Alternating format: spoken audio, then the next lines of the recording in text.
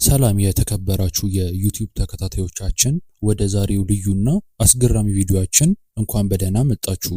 ዛሬ በተፈጥሮ እጅግ ግዙፍ የሰውነት ክፍል ስላላቸውና በዓለም ሪከርድ መዝገብ ላይ ስለሰፈሩ 10 ሰዎች እንቃኛለን። እስከ ቪዲዮ መጨረሻ ድረስ አብራችሁን ቆዩ። አንደኛ፣ ሮበርት ዋንድሎ፣ በዓለም ላይ ረጅሙ ሰው። ሮበርት ዋንድሎ አሜሪካዊ ሲሆን ቁመቱ 2.72 ሜትር ነው።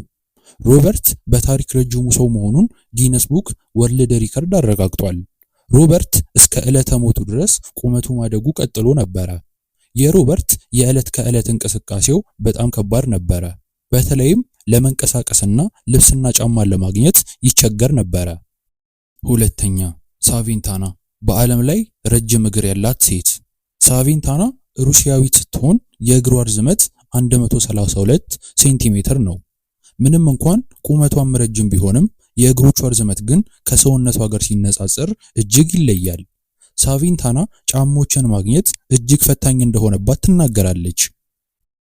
ሶስተኛ፣ መህመት፣ በዓለም ላይ ትልቁ አፍንጫ ያለው ሰው።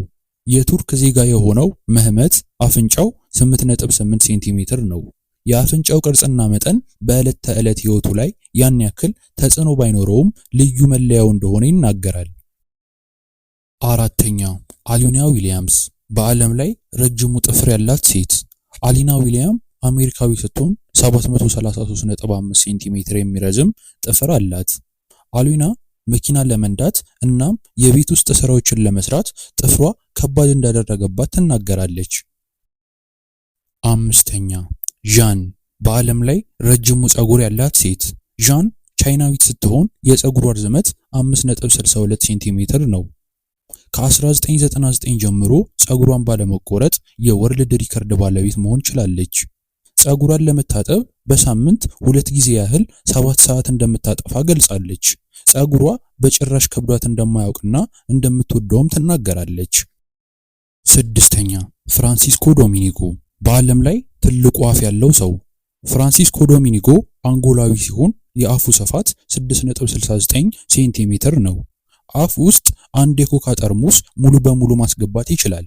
ፍራንሲስኮ በአፉ ትልቀት ምክንያት እውቅናና ተወዳጅነትን አትርፏል።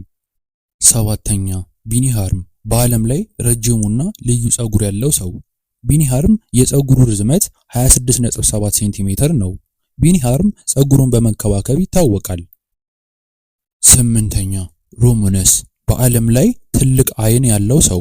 ሮሙነስ ሮማናዊ ሲሆን የአይኑ መጠን የሚለካበት ትክክለኛ መረጃ ባይኖርም ከሌሎች ሰዎች አንጻር ግን በጣም ትልቅ አይን አለው። ትልልቅ አይኖቹ ልዩ መልክ እንዲኖሩ አድርገውታል። ዘጠነኛ፣ ሚሼል፣ በዓለም ላይ ትልቁ ዳሌ ያላት ሴት። ሚሼል አሜሪካዊት ስትሆን የዳሌዋ መጠን 251.5 ሴንቲሜትር ነው። ትልቁ ዳሌዋ ልዩ መለያዋ ቢሆንም እንቅስቃሴዋን እንደሚገድብባት ግን ትናገራለች። ልብስ ስትገዛና በሮችን ስታልፍ ትቸገራለች። አስረኛ፣ ሱፓትራ፣ በዓለም ላይ በፀጉር የተሸፈነ ፊት ያላት ሴት። ሱፓትራ ታይላንዳዊት ስትሆን ሙሉ ፊቷና ሙሉ ሰውነቷ በፀጉር ተሸፍኗል። ይህ ሁኔታ በልጅነቷ ብዙ ትችት ቢፈጥርባትም አሁን ግን በራስ መተማመን አላት። ለዚህ ቪዲዮ ጊዜያችሁን ሰጣችሁ ስላዳመጣችሁን ከልብ እናመሰግናለን። ቻናላችንን ሰብስክራይብ በማድረግ ለሌሎችም ሼር ያርጉ። በሌላ ቪዲዮ እስከምንገናኝ ቸርን ሰንብት።